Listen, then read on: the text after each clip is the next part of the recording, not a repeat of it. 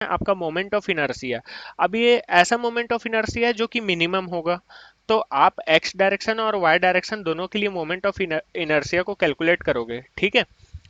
Suppose आप x direction और Y direction दोनों में मोमेंट ऑफ इनर्शिया को कंसिडर कैलकुलेट किए, तो आपको इस फॉर्मूले में कौन सा मोमेंट ऑफ इनर्शिया को पुट करना है, जिसकी वैल्यू आपकी कम हो, जो कि मिनिमम वैल्यू हो मोमेंट ऑफ इनर्शिया की, ठीक है।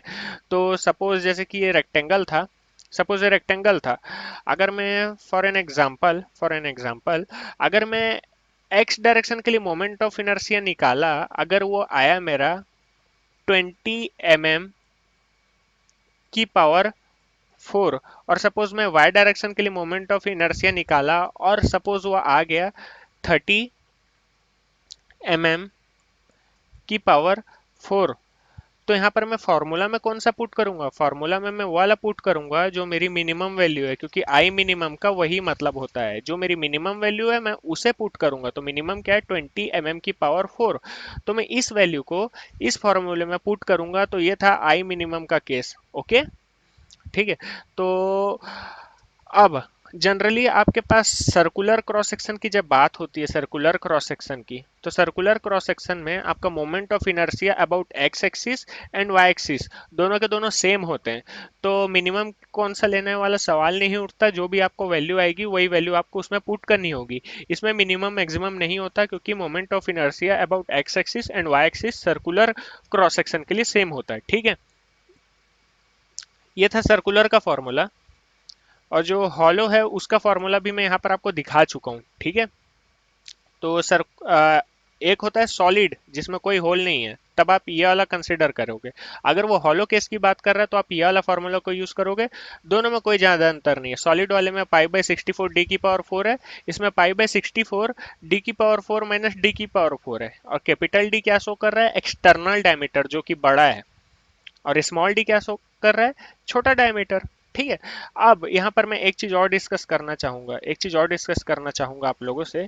जब सपोज आपके पास हॉलो डायमीटर का एक प्रॉब्लम आ गया, सपोज आपके पास हॉलो डायमीटर का एक प्रॉब्लम आ गया है ना, कुछ इस तरीके से, ठीक है। आपके पास हॉलो डायमीटर का एक प्रॉब्लम आ गया, ठीक है।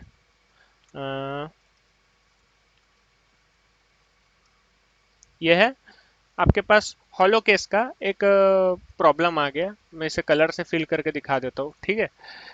इस प्रकार का कुछ आपके पास प्रॉब्लम आ गया, और इसका जो एक्सिस है उसे भी मैं बना देता हूँ कुछ इस तरीके से। यह है उसका एक्सिस, ठीक है। तो इसके दो डायमीटर है, एक इंटरनल डायमीटर है, ये स्मॉल डी, और एक एक्सटर्नल डायमीटर है, ये कैपिटल डी, ठीक है। तो इस केस में जनरली क्वेश्चन में आपको घुमाने के लिए क्या करता है, आपको क्या करता है, आपको एक्सटर्नल डायमीटर की वैल्यू दे दिया रहता है, कैपिटल डी, ठीक है।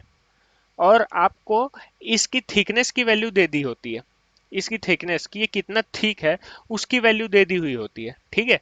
आप जस्ट सिर्फ आपको फंसाने के लिए, ठीक है, आपको इसकी थिकनेस की वैल्यू दे देती है, ठीक है। तो सिर्फ थिकनेस से आपका काम नहीं चलना है ना। जब तक कि आप इसका इंटरनल डायमीटर पता ना कर लो, तब तक कि आप इसका मोमेंट ऑफ इनर्शिया कैसे निकालोगे।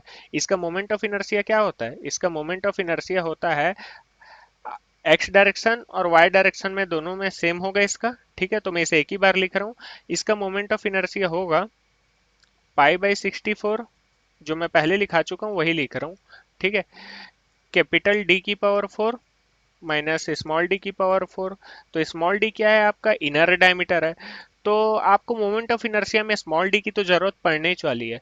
और आपको क्वेश्चन में हर बार क्या करेगा, आपको कैपिटल डी की वैल्यू दिया रहेगा, एक्सटर्नल डायमीटर की वैल्यू हमेशा आपको दिया रहेगा, और आपको थिकनेस की वैल्यू हमेशा दी हुई होगी। आपको कभी भी सामने से इंटरनल डायमीटर का वैल्यू नहीं देगा। तो आपको उसे कैलकुलेट कैसे करना है, तो आप ये सोच करके देखो, ये जो थिकनेस की वैल्यू आपको दी हुई है, ये कहाँ पर की वैल्यू है।